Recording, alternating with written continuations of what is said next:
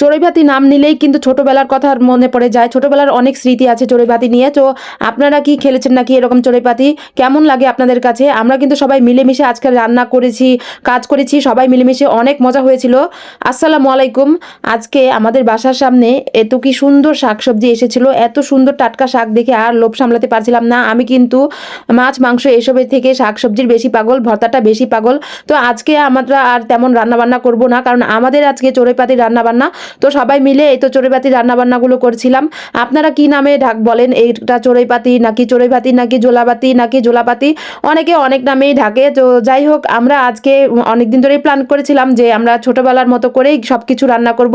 তো ছোটবেলার মতো করে এখানে আমরা সব কিছু রান্না করেছি।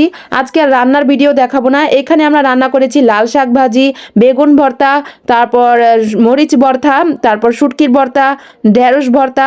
এখানে আমরা করেছি ধনেপাতার ভর্তা, ডাল, পাতলা ডাল, আর এখানে ডিম তরকারি।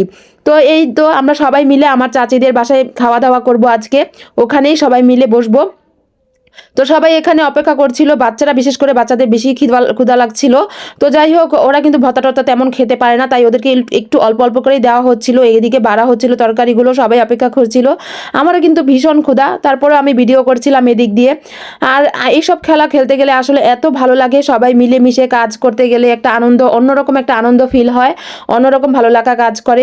মনে অনেক সময় কোনো কিছু খারাপ লাগলে, কোনো কিছুই লাগলে আসলে সবাই মিলে এরকম কিছু একটা করলে অনেক ভালো লাগে, সময়টাও কেটে যায় আর অন্যরকম শান্তি লাগে। আসলে সবাই মিলেমিশে থাকাতেই অনেক শান্তি। তো এইদিকে সব বাচ্চারাই অপেক্ষা করছিল, আমরা তো খুব দুষ্টামি করছিলাম ওদের সাথে। আর আপনারাও কি এরভাবে খেলেন নাকি? আপনাদের কাছে একটা ছোট অনুরোধ, আমি এত কষ্ট করে ভিডিও করি, কাজ করে এত কিছু করি, তো আপনারা যদি একটি লাইক না দেন তাহলে কিন্তু আমি এগিয়ে যাব না। আপনাদের লাইকের কারণে কিন্তু আমি অনেকটাই এগিয়ে যাব। আর আমার চ্যানেলটিতে একটি সাবস্ক্রাইব করে আসবেন, আমার পেজটিতে একটি ফলো দিয়ে আসবেন। এইদিকে তো ডিম তরকারিটাও বেড়ে দিচ্ছে, শুটকি ভর্তা, সব কিছু একে একে বেড়ে দিচ্ছে। এই ভর্তাগুলো কিন্তু ভীষণ মজা, আমার কাছে এত ভালো লাগে এই ভর্তাগুলো। আর বিভিন্ন রকম ভর্তা হলে তো কোনো কথাই নেই, আমি ভর্তা কিন্তু অনেক পাগল, আমি ভর্তা ভীষণ পছন্দ করি। ভর্তার আইটেমগুলো অবশ্য আমারই আইডিয়া, তারপর সব কিছুর আইডিয়াই কিন্তু আমার। আমি কি কি বলেছিলাম, সবাই অনেক পছন্দ করেছিল যে এগুলো হলেই কিন্তু পেট ভরে খাওয়া যায় গরম গরম ভাতের সাথে, আর শীতের দিনে কিন্তু একটু বেশি খাওয়া যায়, তাই আমরা বেশি বেশি করেই সব কিছু রান্না করেছিলাম। আর এই তো সব দিকে সবাই খাওয়া শুরু করে দিয়েছে। আপনারাও এরকম মাঝে মাঝে করবেন, অনেক ভালো লাগবে। আমরাও কিন্তু এরকম প্রায় করি। আমরা নেক্সট টাইমে আরও অনেক জোলাপাতি পার্টি অনেক কিছুর ভিডিও নিয়ে আসবো। এর আগেও আমি কিন্তু দিয়েছিলাম, আপনাদের কাছে সবার নাকি অনেক ভালো লেগেছিল।